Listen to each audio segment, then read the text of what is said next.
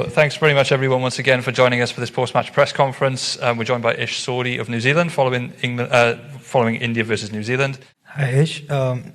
Was the team surprised to see India field a different opening combination, and how did your plans in the power play change for that? Yeah, I think the change to the team was something that we found out quite late. Ishan's obviously been in great form, so we had to think on our feet, which I think the power play bowlers did exceptionally well in doing. You have to be able to think on your feet.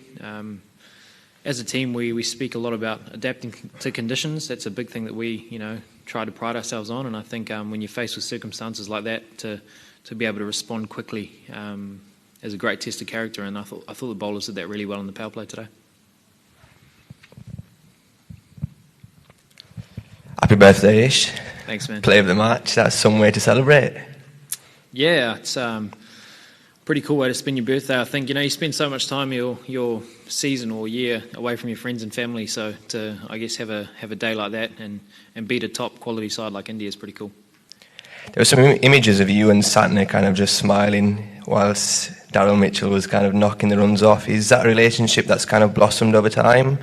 How was it, especially bowling in the middle overs? You really strangled India down. Yeah, I think off the park we have a great relationship. Very good mates. We've played a lot of cricket together now. But I think on the park, the way that he bowled today, 4 overs through the middle, one of those in the power play to create the pressure that he did and induce some false strokes.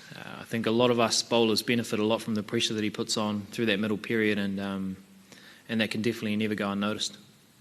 And possibly a word or two on Daryl Mitchell. I mean, a week ago he'd never opened in a T20. Mate, there you go. I think that's phenomenal. We're just speaking to him then. That was his second game opening the batting in 2020 professional cricket, and he's facing one of the best bowling attacks in the world. So it's a huge testament to his character, and also I think the backing that he's receiving from our camp. Believe in his ability immensely, and there was never going to be an easy chase. They were always going to come out and be really aggressive with the ball. The conditions were, we didn't quite know how they were going to play. The way that he played that game was definitely the icing on the cake. Traditionally, India are considered excellent players of spin. So for you and Mitch Santner to win again after having done so a few years ago in Nagpur, how special is that? Yeah, it's very special. I think you can often get caught in that trap of the expectations. We played a great game against them in the 2016 World Cup, but when you say 2016, it's 5 years ago. We change, a lot of players change, strategies change. I think T20 cricket in general changed a lot, even in that time. But I think looking back at tonight especially, I go back to the amount of pressure that was created by Mitch, and also the power play bowlers for keeping it really tight. Trent Boult and Tim Southey, obviously stalwarts of New Zealand cricket. But I think Adam Milne had a tough over, but he came back exceptionally well and finished with some pretty good figures on that wicket. So I think as a collective, that team bowling performance was a pretty good one. You told us about adapting to the conditions, but bowling first, bowling second, how would you say that you can adapt to the conditions? Can you answer it in Hindi? Is it possible? My Hindi's going to be tested there, sir. I think if my mum's watching this and I say something slightly wrong, she'll give me a hard time about it. So I'll answer in English this time round, but hopefully I can develop my Hindi better. But yeah, I think adapting to conditions is a big thing we speak about a lot. And I think the thing that we had to judge by was the last couple of games that have been played in the Dubai stadium. And I think with the bubble life, usually you have a chance to look at the conditions or come and see the ground before you actually get a chance to play. But today was the first time we've ventured into this ground. So a lot of our understanding of the conditions has been from watching other games. Last night, I think it was a game of two halves. It looked reasonably tough to score in the first innings, but I don't know whether there was much of a factor of dew out there, but I thought England batted exceptionally well on that wicket to score the runs as quickly as they did. So we were a little bit unsure what the wicket was going to play like, and I guess bowling first gives you that chance to understand that a little bit better than bowling second. But how would you bowl in the second innings? I think you just have to be really conscious of the boundary sizes. Often even in the first innings, you get caught up sometimes if you've got them a few wickets down of over-attacking. But with the quality of batsmen the Indian team have, someone like Rishabh Pant can take the game away from you within 2 or 3 overs. So you have to be really conscious about what your defensive options are, as well as being aggressive through the middle. But when you've got a bigger side to work with, I think you try to get them to hit the ball there as much as you can. Hey Ish, it's Andrew Vorman from Stuffback in New Zealand here. You can hear me? Gotcha, mate. Congratulations. Yeah, you've played a lot of T20s, a lot of World Cup matches now. How up did the team feel for this one, compared to all the matches you've played in the past?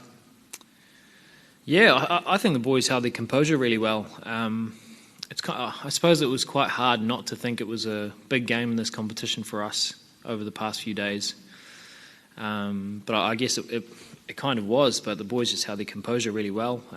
The toss went our way, and we've got a tremendous amount of experience in this group. Trent Boult and Tim Southey with the new ball. They've been doing a great job for us for a number of years, and for them to set the tone like they did today, and all the bowlers to kind of back that up, and then the innings that we played to score those runs, I think was a great job. And you mentioned the toss. Given what we've seen with chasing, in this tournament and at this ground, how big a psychological advantage do you think it was for you guys to win the toss and have the chance to bowl first? I don't know if it was much of a psychological advantage or anything like that, but I think the stats did say something this morning, like 14 games out of the last 18 had been won chasing here.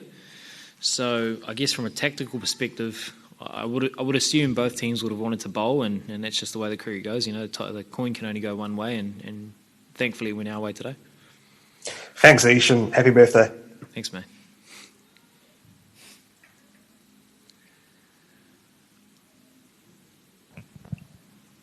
Rohit, you're up. Hi, Ish, congratulations. Just want to ask that, can you tell us about your plans against Rohit and Virat, especially what had happened during drinks break and you picked up Virat after that? Can you tell us about your plans, a bit about both? Sorry, man, I need to hear that again. Your plans against Virat Kohli and Rohit Sharma, especially you picked up Virat Kohli after that drinks break. You want to tell us about some? Yeah.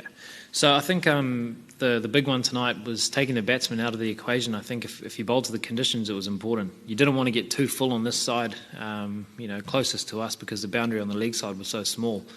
And so often, even if the conditions are offering something, if there's a little bit of spin or a little bit of bounce or something like that, if you over pitch with the quality of batsmen and in the Indian cricket team, the amount of times they take spinners down in the IPL, you're asking for trouble. So it was important to keep your length back, I reckon, on this side of the field.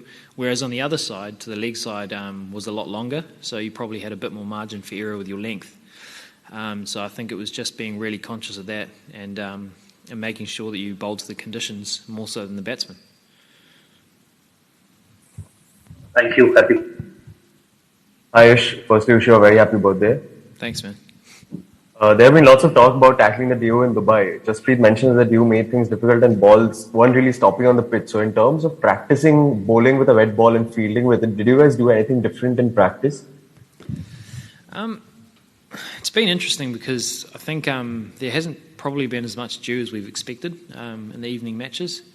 I'm told that the weather's gotten a lot cooler over the last 2 or 3 weeks, actually. So I don't know whether that's had a bit of an impact on the lack of dew. But it's something that we always consider. We always speak about in the group.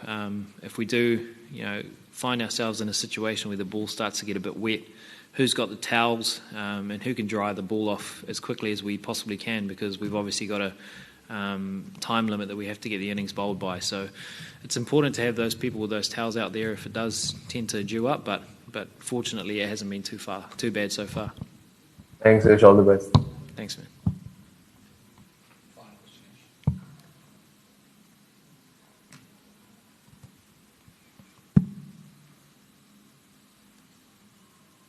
I think we might be wrapped up there then, Ish. Thanks very much, guys. Cool. Cheers. Thanks, guys. Cheers. Hi, Ish. Can you hear me? Oh, yeah, got you, man. Okay, I just have a quick question. Did the team expect this encounter to be such a one-sided affair as it turned out to be? Absolutely not. You go into matches like this with with a team full of world-class performers like India have. And they've had a great record against us over the past few years. Very tough opposition in any conditions anywhere in the world. So it's definitely a special win. After a tough loss against Pakistan, I think the boys regrouped really well. And to be able to pull off a win like that, it's definitely something you don't take lightly. Thanks. Great. Thanks, That guys. concludes today's press conferences. Thanks very much for your time, everyone.